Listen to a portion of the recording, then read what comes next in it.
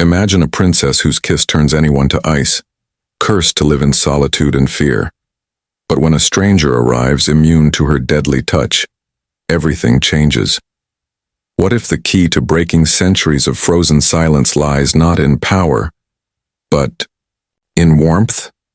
Join us as a story of cold control, hidden secrets, and unexpected love unfolds, where breaking the ice means rewriting fate itself. Are you ready to discover the thaw within? If you are new here, then please subscribe this channel and show thumbs up by liking the video. Let's move toward wonderful story. In the quiet kingdom of Eldra, where snow covered the land year-round, and icy winds whispered through crystal towers, lived a princess unlike any other. Princess Leora was known throughout the realm not for her beauty or kindness, but for a strange and terrible curse that had marked her from birth. Anyone who touched her lips would freeze, turn to cold, lifeless ice within moments. This curse had left Leora lonely and afraid, a princess trapped behind a wall of frost that no one dared cross. The court was always careful around her, keeping a respectful distance. The palace halls echoed with cautious footsteps and whispered worries. Nobles and diplomats came from distant lands hoping to make peace or trade, but none wanted to risk becoming the next frozen statue in the palace gardens. Those who had been caught in Leora's icy touch became silent monuments, reminders of the curse's power and the princess's isolation. Each frozen figure was a painful mark on her heart and a warning to all. One chilly morning, the palace was filled with guests gathered for an important diplomatic meeting.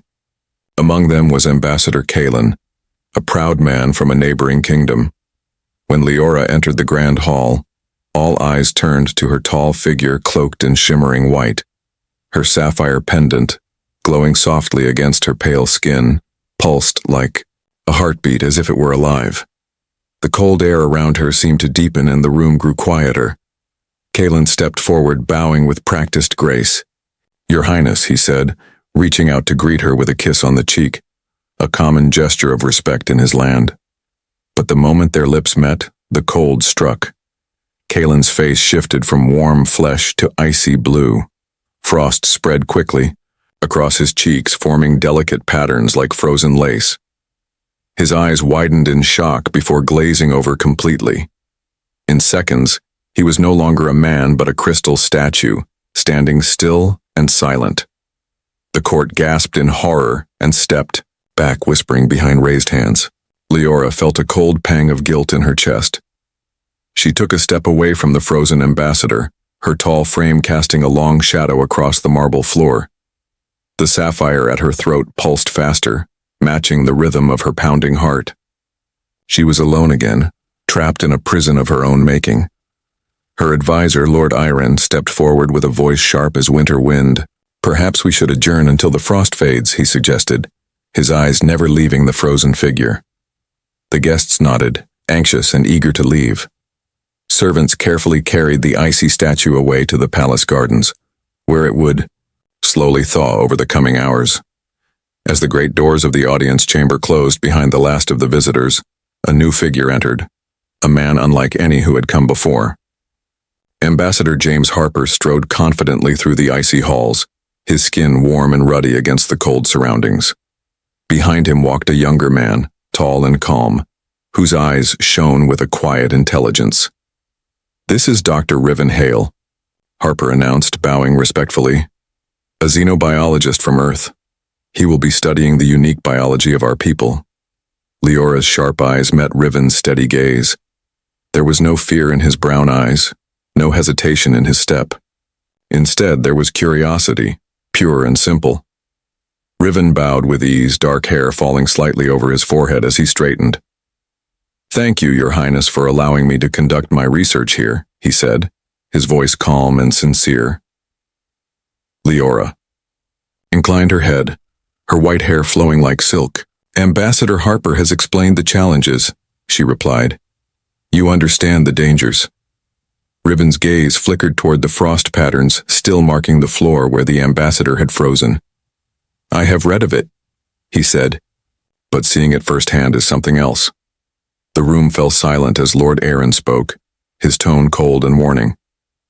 Perhaps it would be best to postpone your study, given today's events. But Leora's voice cut through the tension, firm and clear.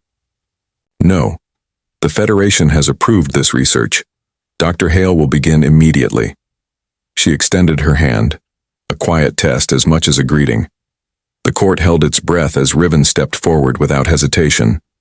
His fingers closed around hers and nothing happened. No frost spread, no ice formed. Instead, there was warmth. The strange warmth of human skin against her forever cold touch. Riven's eyes widened slightly, but his grip did not falter. Fascinating, he murmured. It seems your condition is selective. Leora's lips twitched in what might have been a smile, the first in a long time. How do you feel? She asked softly, aware of the many eyes watching. Unfrozen, he answered with a light laugh, at least for now. They agreed to continue their discussion in the Royal Laboratory, a place filled with crystalline instruments and glowing frost patterns that served as both decoration and advanced technology. As they walked away from the audience chamber, Leora felt something she hadn't in years: hope. Riven matched her long strides easily. I have several theories about your condition, he said, voice full of quiet excitement. With your permission, I'd like to start with a genetic analysis. Leora glanced back at the frozen ambassador statue now resting in the gardens. I trust you won't be afraid of being frozen, she teased. He smiled. I think we have established that I'm immune, unless you have other deadly abilities I should know about. For the first time, Leora's lips curved into a genuine smile.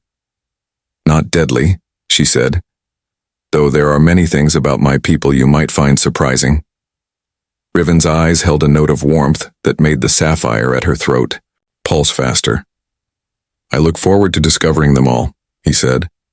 As they entered the cold yet glowing laboratory, neither could know that this meeting, the simple touch of a hand, would change their world forever. The frozen curse that had kept Leora isolated was about to face a challenge unlike any before. And in the midst of ice and frost, a new warmth was beginning to grow. Princess Leora had never felt anything like the warmth in her hand when Dr. Riven Hale grasped it that day in the audience chamber. It was a spark of something new, something she had long thought impossible for her frozen existence. Now, as the days passed, that small warmth began to grow into hope, even in a place built from ice and guarded by silence. In the Royal Laboratory, surrounded by glowing crystalline instruments and frost-covered walls, Riven was determined to unlock the secrets behind Leora's curse, and perhaps find a way to break it.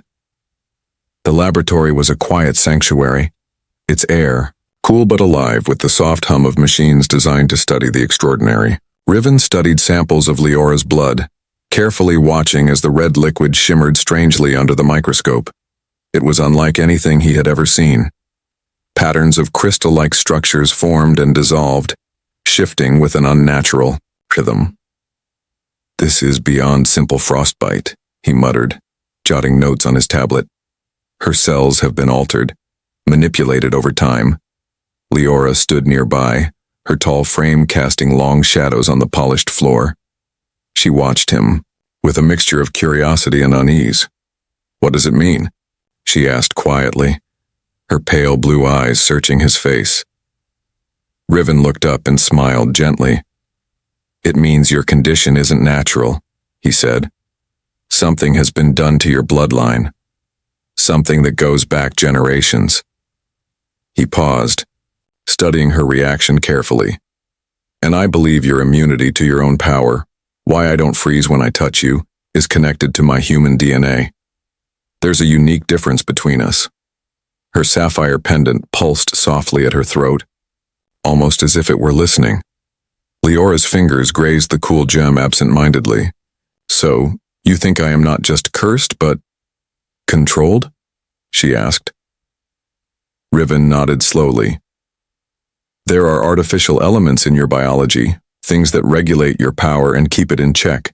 It's a kind of genetic programming, designed to keep your power from overwhelming your body. He tapped on his tablet. But your blood shows signs of resistance to that programming. Your natural self is fighting against the control. Just then, the heavy doors of the laboratory slid open, and Lord Iran entered. His sharp gaze swept over the room, resting on Leora with cold disapproval. "Princess, I warn you," he said in a low voice. "This research is dangerous. The court fears what could happen if the truth comes to light. We have kept this secret for centuries for a reason." Leora met his eyes steadily. "I am tired of secrets and fear," she said. "If this control has been forced upon me, I want to know. I want to be free." Iran's face darkened. "Freedom comes at a price, Your Highness. You risk everything, your power, your people, even your life." He turned and left without waiting for a reply. As the doors closed behind him, Leora felt the weight of the palace pressing down on her once more. But Riven's presence was a steady comfort. "You are not alone," he said softly. "I will help you, no matter what it takes." Days turned into weeks as their work continued. Riven's studies grew more detailed and their conversations more personal. He learned about the long history of Leora's people, how generations of rulers had sought to control their power, molding it into a weapon. He discovered ancient records that spoke of enhancements and perfection, terms that sounded more like chains than gifts. One evening, as the pale moonlight filtered through the frost-covered windows, a shadow appeared in the lab. Callan, the former royal guardian, stepped inside quietly. His face was marked by years of hardship and his eyes held secrets that few knew. "I heard of your presence," Callan said to Riven. "You seek to understand the princess, but beware. The truth is dangerous." Riven looked up, surprised but unafraid. "I want to help her, to find a way to break her curse." Callan nodded slowly. "The curse is not just magic or illness. It is a chain forged by those who feared what she truly was. The sapphire she wears is not just a jewel. It is a key and a lock. It controls her, keeps her bound to the will of others." Leora listened, her heart pounding. "Can it be removed?" "Not easily," Callan said. "The chain is woven deep into her blood, her very being. Removing it could be deadly. But perhaps there is another way, a way to awaken the real power within her." That night Leora lay awake, the sapphire pendant cool against her skin. She wondered who she was beneath the ice, the true self hidden by centuries of control and fear. For the first time she dreamed of warmth, of freedom, of a future where her touch could heal instead of harm. Riven returned the next day with fresh hope. "Your blood contains something rare," he explained. "Protein similar to antifreeze, yes, but also something else. Something that fights the artificial patterns. It's like your natural self is trying to reclaim control."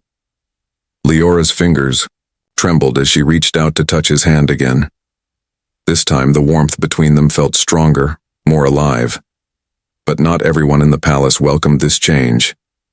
Iran's warnings grew harsher, and whispers in the halls spoke of betrayal and danger. Some nobles saw Riven as a threat, a human who dared to meddle with the sacred traditions of the Icy Kingdom. Despite the risks, Leora found herself drawn to Riven's kindness and determination. He treated her not as a cursed princess or a weapon to be controlled, but as a person with hopes and fears. Together they explored the mysteries of her blood and the true meaning of her power.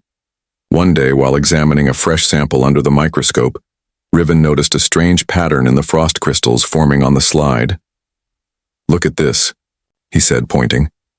"These patterns, they're not random, they're part of a complex system. It's like a code built into your cells." Leora leaned closer, fascinated. "A code? Like a message?" "Exactly. And I think it's designed to respond to something. Maybe to outside influence, maybe to your emotions. We just don't know what yet." As they worked side by side, a new connection blossomed between them. A bond forged not in ice, but in trust and hope. The cold walls of the palace seemed to warm just a little, and Leora began to believe that she might not be alone in her struggle after all. Yet, Beneath the surface, danger lurked. The sapphire at her throat pulsed more frequently, as if warning of something to come. And in the dark corners of the palace, old powers stirred, unwilling to let the princess break free from her icy chains. For now, Leora and Riven stood together, determined to uncover the truth behind the frost curse and to awaken the hidden pulse of life beating beneath the ice. Their journey had only just begun, but in that fragile hope lay the promise of change, and the chance for a future where warmth and love might finally conquer the cold. The palace of Eldra had always been a place of silence and cold control, but lately, tension had grown like a storm beneath the icy surface.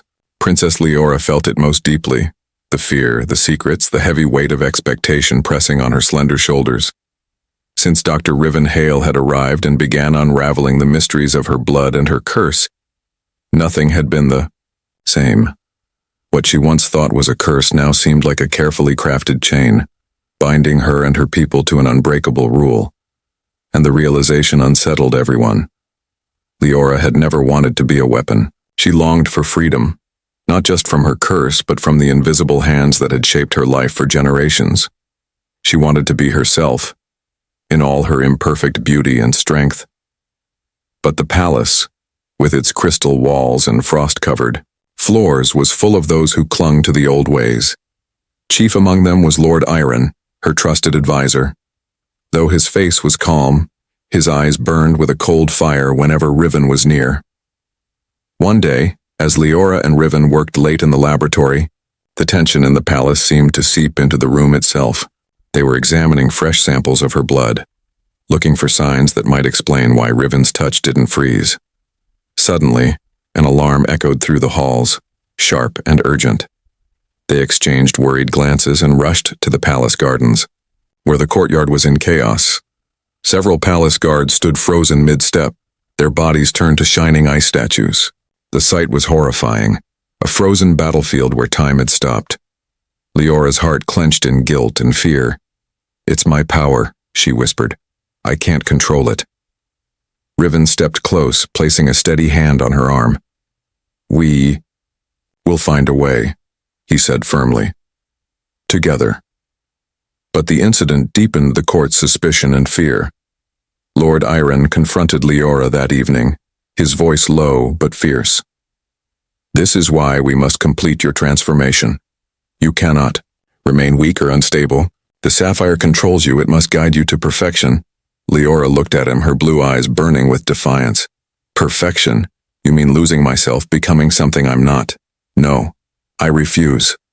Aaron's lips tightened. "You do not have a choice." The days that followed were filled with cold looks, whispered warnings, and locked doors. Riven was barred from certain parts of the palace, labeled a threat to the established order, but he refused to give up on Leora. Their bond grew stronger, fueled by a shared hope and the quiet promise of change. One night, seeking solace, Leora slipped away to the palace's thermal sanctuary, the only warm place in the frozen kingdom. The steamy pool glowed softly under the moonlight, a gentle contrast to the harsh ice outside. She stood at the edge, staring into the water as if it held the answers she sought. Riven joined her quietly. He wore a suit similar to hers, designed for aquatic research. "This place," he said, "might help us isolate the variables in your freezing response." Leora nodded, stepping into the warm water. Her white hair floated like frost on the surface, her tall figure graceful and strong. Riven followed, his presence steady beside her. They began their experiments, testing how the warmth of the pool affected her icy touch. For the first time, their hands met beneath the water, and Leora felt something she had never known. A kiss that did not freeze, a warmth that spread through her like fire. Her eyes widened in wonder, and for a moment, the fear and loneliness that had defined her existence melted away. Riven smiled softly, his fingers tracing the delicate lines of her face. "There is more to your power than control and cold," he whispered. "There is life." But their moment was shattered by the sudden arrival of Lord Aaron, his face grim. "You're playing with forces you do not understand," he warned. This rebellion against tradition will bring ruin. Leora met his gaze without fear. I will not be a prisoner of fear or control. I choose to find my own path. Iron's expression darkened as he turned and left. The message was clear. The fight for Leora's future was about to begin. Days later, Riven made a startling discovery. The sapphire pendant around Leora's neck was not just a symbol of her royalty. It was a device, a key to the genetic programming that controlled her powers. Removing or disabling it could stop the transformation, but doing so was dangerous. The pendant accelerates your change, Riven explained. It forces your body to become something less human, more machine. Perfect, but without emotion or freedom. Leora's fingers curled around the cool gem. Then I must break it, even if it means risking everything. As they planned their next steps, danger closed in. The palace's security systems locked Riven out, labeling him an enemy. He was forced to rely on secret allies, those who still believed in the old ways but wished for change. Among them was Callan, the scarred former royal guardian who had once warned Riven about the curse's true nature. Together, they sneaked through hidden passages, avoiding frozen servants and watchful eyes. Leora's power was unpredictable now, growing stronger and more difficult to control. The palace itself seemed to tremble under the strain of centuries-old magic and science fighting for dominance. In the heart of the palace, behind a frost-covered door, Leora was found kneeling, the sapphire blazing with painful light. Lord Aaron stood above her, his hands on a crystalline control panel, manipulating the very essence of her being. "Step away," Riven demanded, stepping forward. Invisible fields crackled between them, sparks flying as he tried to reach her. But his touch broke through, shattering the force fields like fragile ice. Iron's eyes widened in shock. "This is impossible," he hissed. With a surge of power, the control panel shattered and the sapphire's light flickered wildly. Leora gasped as the crystallization began to recede, leaving her trembling but free, at least for now. Guards rushed in, shouting orders, but before they could act, a new voice echoed from the doorway. Callan appeared, flanked by loyalists ready to stand with the princess. "It's time for the truth," Callan declared. "For too long, our people have been controlled by fear and false perfection. Now we choose freedom." Leora rose slowly, her hand finding Riven's. The touch sent a shock through both of them, a sign that their bond was more powerful than any spell or device. Around them, the palace seemed to breathe, the rigid ice beginning to shift into softer, more natural shapes. The old order was breaking, and with it the possibility of a new future, one where Leora could be herself, imperfect, but free. The fight was far from over, but for the first time in her life, Leora felt the hope of change. And with Riven by her side, she knew she was not alone. Together they would break the pattern that had held her captive for generations and write a new story for their people. The frozen halls of Eldra's palace seemed colder than ever as the final stage of Princess Leora's transformation neared completion. The sapphire pendant at her throat pulsed with a fierce, unnatural light, casting icy reflections across the crystalline walls. Her skin had begun to crystallize, spreading like frost on a window pane, a slow and painful process that threatened to turn her into a perfect but lifeless statue. Around her, the court gathered in tense silence, watching the moment that would decide the future of their kingdom, and of Leora herself. Dr. Riven Hale stood nearby, his heart pounding as he reached out to her. Despite the cold that radiated from her, his hand met hers without freezing. His unique human blood disrupted the artificial patterns controlling her, but the struggle was far from over. The room seemed to hold its breath as power surged between them, a battle of warmth and cold, of freedom and control. Leora's voice trembled as she cried out, the pain sharp and fierce. "I will not be a weapon," she declared, her eyes bright with determination even as the frost crept over her skin. "I am more than this." The cold advisor, Lord Iron, stepped forward, his own form now shimmering with crystalline growths that marked his loyalty to the old ways. "You don't understand, Princess," he said, his voice cold and harsh. "This transformation is our destiny. a path to perfection beyond feeling or weakness. You are the key to our future. Riven tightened his grip on Leora's hand, his own strength fueled by something deeper than science. Perfection is not strength, he said quietly. It's control without choice. Real strength is found in connection, in love. Their eyes met, and something unspoken passed between them. Leora's sapphire flared brightly, then dimmed as if responding to the truth in Riven's words. With a sudden surge, ice exploded outward, coating the chamber's walls and floor in swirling frost patterns. But where Riven's touch met Leora's skin, the ice melted away, replaced by a gentle warmth. The tension in the room snapped as other nobles began to remove their own sapphire pendants, breaking free from the forced transformation. Cracks appeared in their crystalline forms, and the rigid perfection they had sought began to crumble. A fierce explosion rocked the palace, signaling that the reactor core powering the transformation was failing. Alarms blared as chaos erupted around them. The battle for Eldra's future was no longer a quiet struggle. It was a war. Amidst the turmoil, Callan and Ambassador Harper worked to contain the damage, guiding those still trapped in partial transformation to safety. The palace corridors echoed with hurried footsteps and shouted orders, but Leora and Riven stood firm in the heart of the chaos, their hands clasped tightly. "This is our moment," Riven said, his voice steady. "Let go of the fear. Let your true self shine." Leora nodded, her eyes shining with newfound clarity. She felt the cold retreating from her skin, replaced by a flowing energy that was both powerful and alive.